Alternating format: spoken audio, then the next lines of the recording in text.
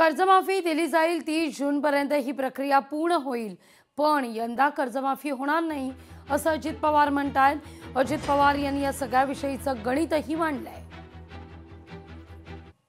माझे तुम्हाला सगळ्यांना सांगणं की मी आज तुम्हाला रहमतपूरमध्ये सांगतो, मी अर्थसंकल्प मार्चला सादर करीन आणि पुढच्या वर्षीच्या अर्थसंकल्पामध्ये साधारण कुठल्या घटकाला कर्जमाफी द्यायची शेतकऱ्यांना, ती कर्जमाफी पीक कर्जाच्या करता आम्ही देणार आहे।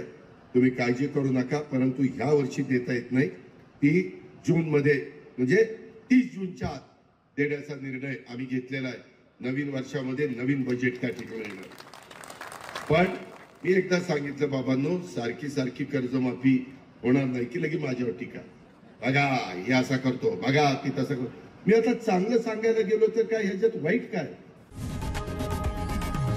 लोकशाही मराठी ऐका, पहा, जागरूक रहा।